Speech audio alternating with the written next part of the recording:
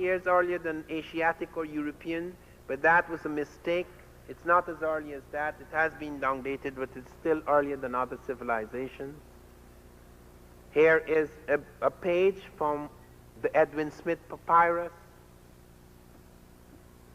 which has the most modern medical diagnoses and treatments. Here is one of the things surviving from early African mathematics. Africans were the first to introduce ciphers. In fact, in Europe, Europeans did not have ciphers. They had letters for numbers. The Greeks had letters for numbers. The Romans had letters for numbers. In Roman, 1 is 1, 2 is 1, 1, 3 is 1, 1, 1, 4 is 1, V. Then you start all over again. 5 is V, 6 is V1, then V1, 1, then V1, 1, 1. And so it went on. How difficult to conduct mathematics like that. The ciphers were brought by the Moors into the commercial circles. When Fibonacci found the number system in India, it was not accepted by the Europeans. Then the Moors invaded India and brought the number system 0, 1, 2, 3, 4, 5, 6, 7, 8, 9 out of India. Some people have advanced evidence. This is cutting holes, circular holes in the skull.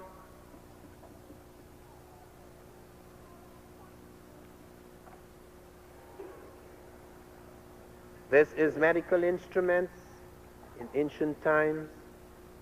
This is showing you the pyramid, the kinds of calculations, the measurements, which were so important, indicate to you their knowledge of the cosmos, their knowledge of the measurements of the earth, etc. This shows you how their mathematics, their metaphysics and their science are blended.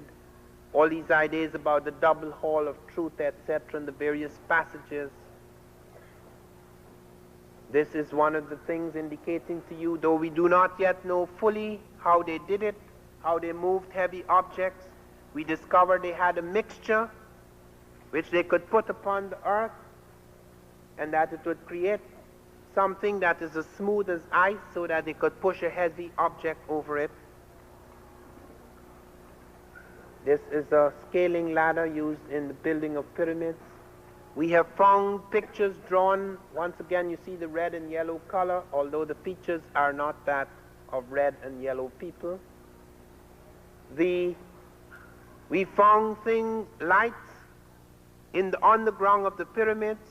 We found pictures, illuminated pictures, and they wondered how could that happen? How did the Egyptians light the underground when they had no electric, they had no lamps, they had no candles, no torches? And they found metallic mirrors that were so placed in the pyramids that they could ricochet the light from a star or the sun, and that they would so arrange the ventilator shaft that it could be aligned to that star or the sun, enabling the light to be ricocheted through the chambers.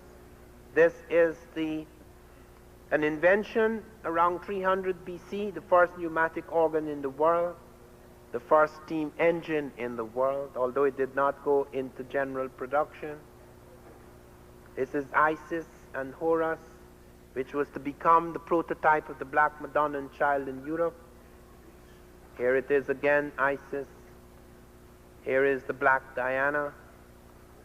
Here is in Europe now, in wood carving, Isis and the little boy Horus, sometimes the features becoming European but retaining their ritual blackness from the early pictures. Here in Nuria, Spain, right in the heart of Spain, the Black Madonna and Child, Isis and Horus, Mary and Jesus. This is a black pope, Pope Miltiades, who became the Pope of Rome between 311 and 314 AD. This is a picture that is more than 1,000 years old. This is one of the 25 black saints in the Catholic Church. This is Saint Maurice, who became patron saint of Austrian Germany until he was removed in Hitler's time. Here he is again. Saint Benedict de Moor, Alexander Dumas. I must go now very quickly through these. Some of the half-white, half-black types who became very prominent in Europe. Here is from the black village in the Caucasus, discovered by the Russians. This is a black boy who was adopted by the Tsar of Russia, Peter the Great. He became a very powerful figure in Russia. He became a general in the Russian army. He was also a diplomat. He signed a treaty between Russia and Sweden.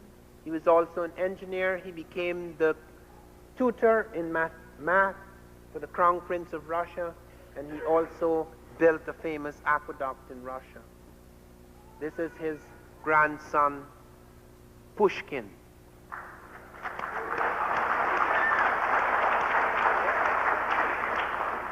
He was a very famous poet, as most of you know, who transformed the Russian language.